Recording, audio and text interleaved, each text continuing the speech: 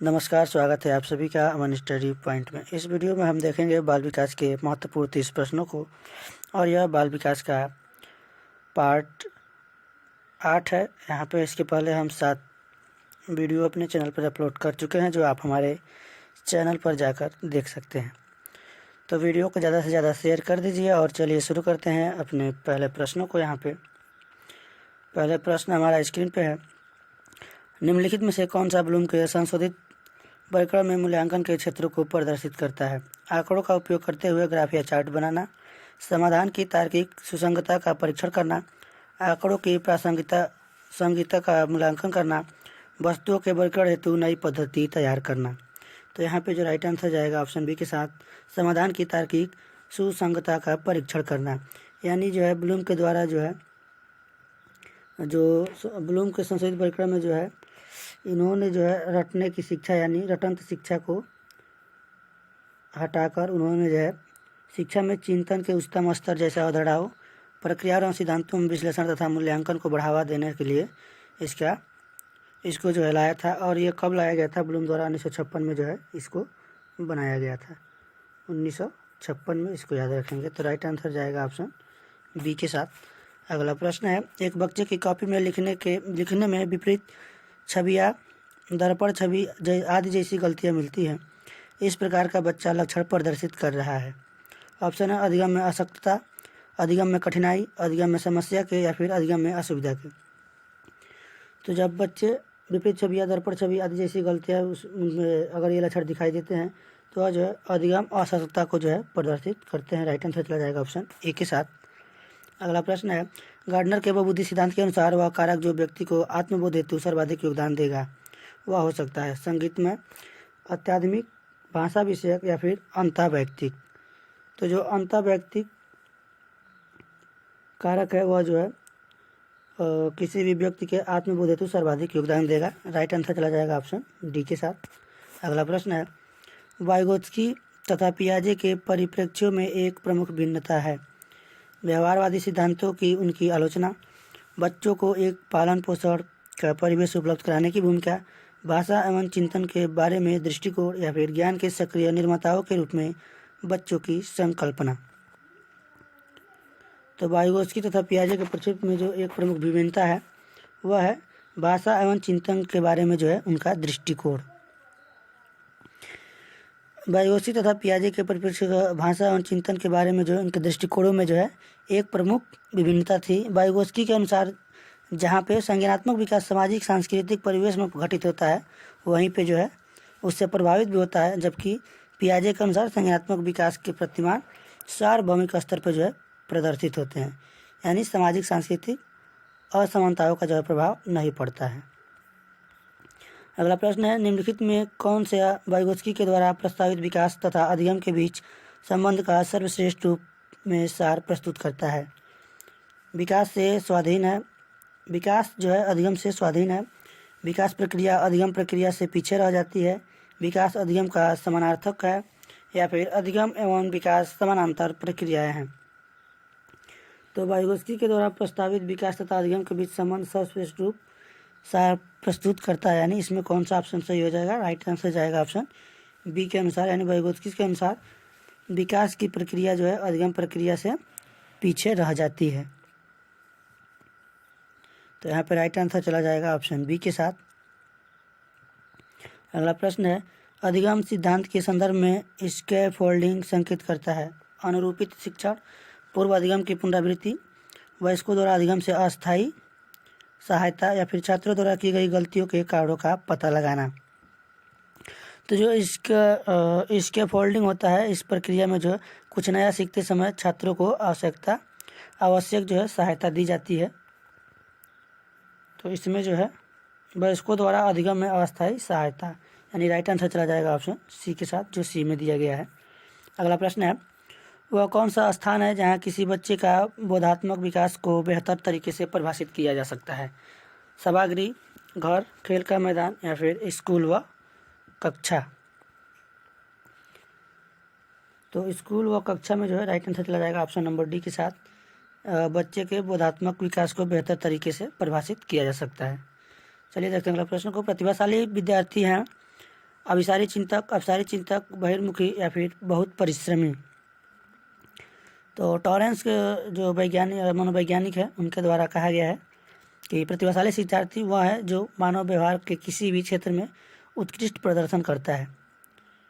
तो इसमें जो है राइट आंसर चला जाएगा ऑप्शन बी के साथ, अपसारी चिंतक, यानी वह जो है समाज के लिए महत्वपूर्ण होता है और अपसारी चिंतन सृजनात्मक शिक्षार्थी की जो है एक प्रमुख विशेषताओं में से एक है। तो यहाँ पर राइट आंसर चला जाएगा ऑप्शन बी के साथ।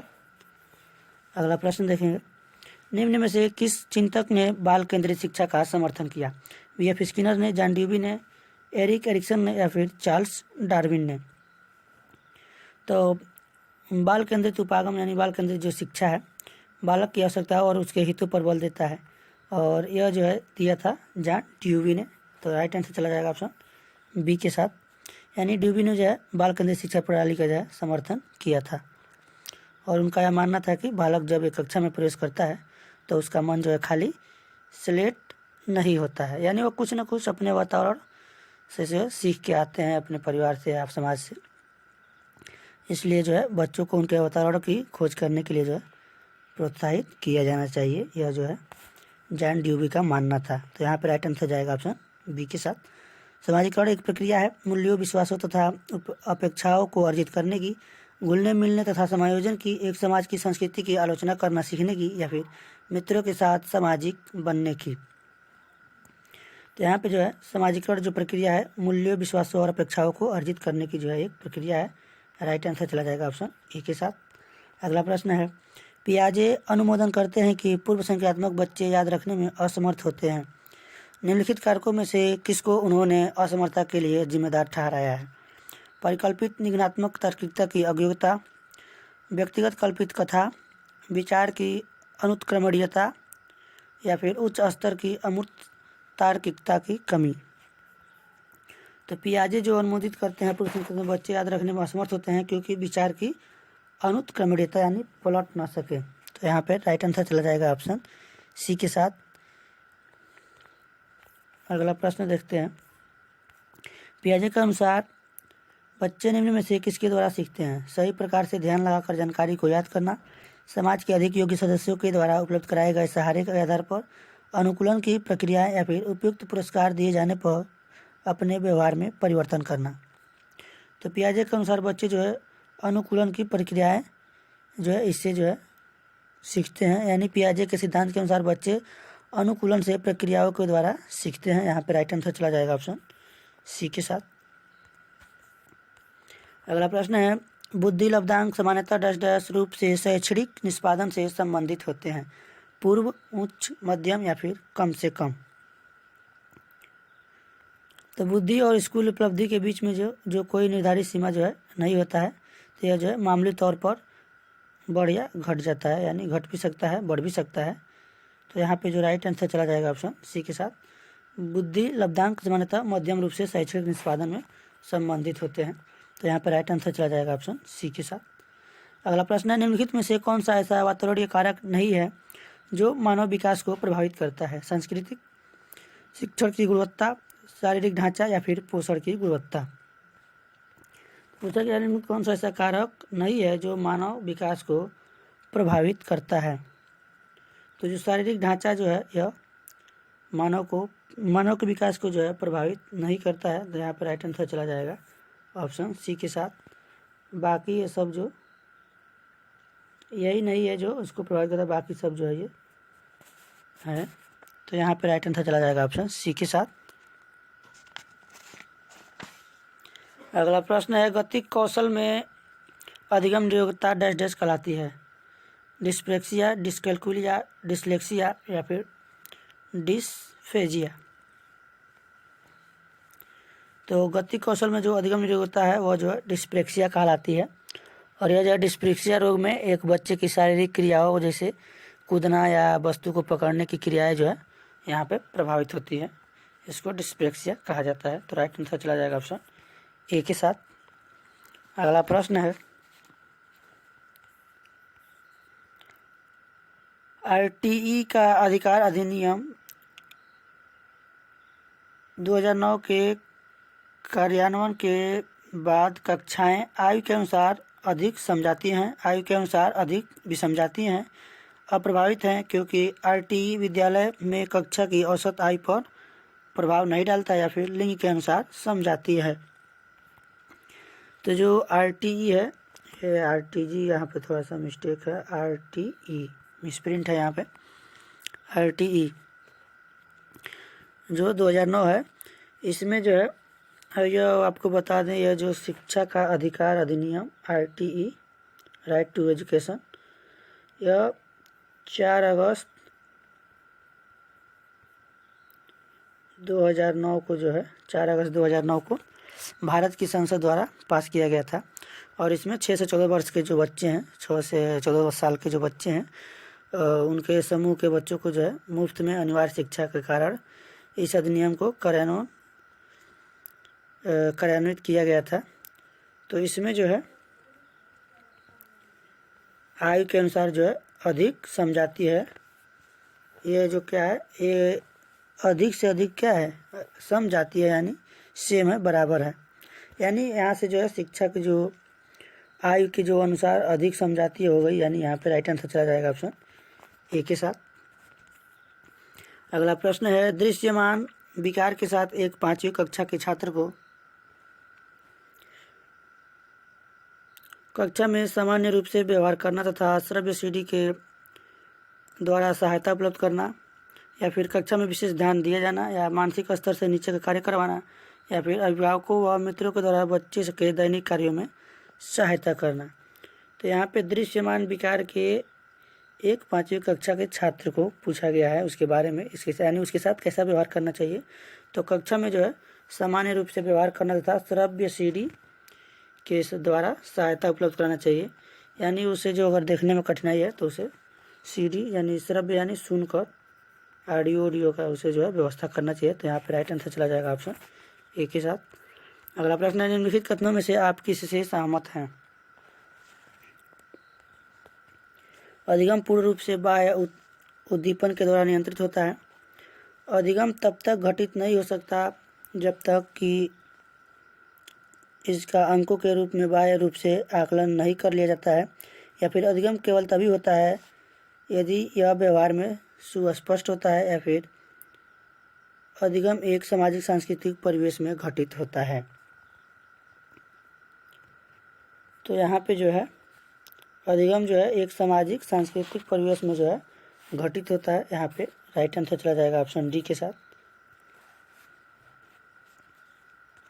अगला प्रश्न है, इनमें से कौन सा बाल विकास का एक सिद्धांत है। विकास परिपक्व तथा अनुभव के बीच अन्योन्य क्रिया की वजह से घटित होता है। अनुभव विकास का एकमात्र निर्धारक है। विकास प्रबलन तथा दंड के द्वारा सुनिश्चित किया जाता है। या फिर विकास प्रत्येक बच्चे की गति का सही ढंग से अनुमान लगा सकता है। तो विकास के बारे में पूछा गया है कि विकास का एक सिद्धांत है। तो यहाँ पे जो है विकास परिपक्वों तथा अनुभव के बीच अन्योन्य क्रिया की वजह से जो घटित होता है। यहाँ पे राइट आंसर चला जाएगा ऑप्शन ए के साथ। अगला प्रश्न है, शैशव काल की अवधि है जन्म से 3 वर्ष, 2 से 3 वर्ष तक, जन्म से 1 वर्ष तक, या फिर जन्म से 2 वर्ष तक। तो यहाँ पे पूछा गया है शैशव काल।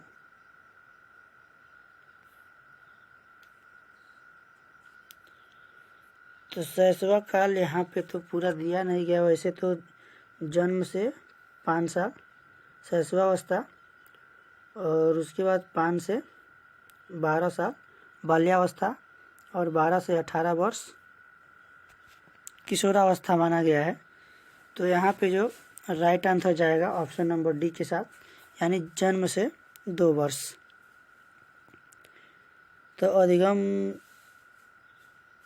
आमतौर पर जन्म से 2 साल के जो बच्चे का समय जो है शैशव अवधि के रूप में यहाँ पे माना गया है। तो अलग अलग वैज्ञानिकों ने अपना अलग अलग मत दिया है। तो चलिए देखते हैं अगले प्रश्न को। यहाँ पे राइट आंसर जाएगा ऑप्शन डी के साथ। अगला प्रश्न है, प्रतिभाशाली शिक्षार्थियों को डैश डैश से जुड़े प्रश्नों पर आधारित समय देने के लिए कहा जा सकता है। स्मरण, समझ, सर्जन, या फिर विश्लेषण। तो जो उच्च बुद्धि के यानी प्रतिभाशाली जो बच्चे होते हैं उनको जो है सर्जन जैसे प्रश्नों पर जो है अधिक समय देने के लिए कहा जा सकता है। यहाँ पे राइट आंसर जाएगा सी के साथ। यानी जो उच्च बुद्धि के जो स्तर के जो रचनात्मकता या नेतृत्व क्षमता के जो बच्चे होते हैं उनसे जो है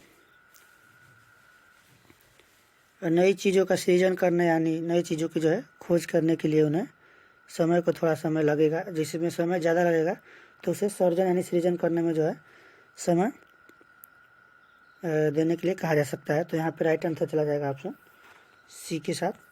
अगला प्रश्न है, निम्नलिखित में से कौन सा तरीका अध्यापिका के द्वारा एक सृजनात्मक बच्चे की पहचान करने के लिए सर्वाधिक उपयुक्त होगा? यह अवलोकन करना कि बच्चे समूह कार्यों में साथियों के साथ किस प्रकार से प्रतिक्रिया करते हैं, या फिर मानकीकृत बुद्धि परीक्षणों को देना, या वस्तुनिष्ठ प्रकार के परीक्षणों को देना, या बच्चे का विस्तृत रूप से अवलोकन करना, विशेष रूप से उस समय जब वह समस्याओं को हल करता है। तो यहाँ पे पूछा गया कि निम्नलिखित में से कौन सा तरीका अध्यापिका के द्वारा एक सृजनात्मक बच्चे की पहचान करने के लिए सर्वाधिक उपयुक्त होगा? तो वहाँ पे जो है बच्चे का जो है विस्तृत रूप से अवलोकन करने पर और विशेष रूप से उस समय जब वह समस्याओं को जो हल करता है उस समय पे जो उसका अवलोकन किया जाएगा। तो इस तरफ से है जो सृजनात्मक बच्चे की जो है पहचान की जा सकती है। तो यहाँ पर राइट आंसर जाएगा ऑप्शन डी के साथ। अगला प्रश्न है, प्रचलित योजनाओं में नई जानकारी जोड़ने को किस नाम से जाना जाता है? साम्याधारण, आत्मसात्करण, संगठन या फिर समायोजन? तो प्रचलित योजनाओं में जो नई जानकारी को जोड़ने को जो है आत्मसात्करण नाम से जाना जाता है। यहाँ पे राइट आंसर जाएगा ऑप्शन बी के साथ। अगला प्रश्न है, मध्य बाल्यावस्था में भाषा डैश डैश के बजाय डैश डैश अधिक है? जीववादी, सामाजिकृत, परिपक्व, अपरिपक्व, अहम केंद्रित, समाजीकृत या फिर समाजीकृत अहम केंद्रित? तो यहाँ पे मध्य बाल्यावस्था पूछा गया है, यानी लगभग 5 से 12 वर्ष की आयु के बच्चे अवधि के बच्चे हेतु पूछा गया है यहाँ पे। और सिगमंड फ्रायड ने जो है ईगो और सुपर ईगो आपने सुना होगा, ईगो और सुपर ईगो। तो इसमें जो है यहाँ पे मध्य बाल्यावस्था में जो है भाषा समाजीकृत के बजाय अहम केंद्रित अधिक है। तो यहाँ पे राइट आंसर जाएगा ऑप्शन डी के साथ। यानी इनके जो फ्राइड के अनुसार जो है इस चरण में ईद जो है और युगम जो है की अवधारणा है बच्चे में जो है यह ज़्यादा होती है यानी कार्यरत होती है। तो राइट आंसर चला जाएगा ऑप्शन डी के साथ। अगला प्रश्न है, एक बच्चे को सहारा देने की मात्रा एवं प्रकार में परिवर्तन इस बात पर निर्भर करता है, अध्यापक की मनोदशा, कार्य के लिए प्रस्तावित पुरस्कार या फिर बच्चे के निष्पादन का स्तर या बच्चे की नैसर्गिक योग्यताएं? तो बच्चे के जो है निष्पादन का जो स्तर है उस पर जो है बच्चे को सहारा देने की मात्रा एवं प्रकार में परिवर्तन की बात इस परिवर्तन जो है निर्भर करता है। यहाँ पे राइट आंसर चला जाएगा ऑप्शन सी के साथ। अगला प्रश्न है,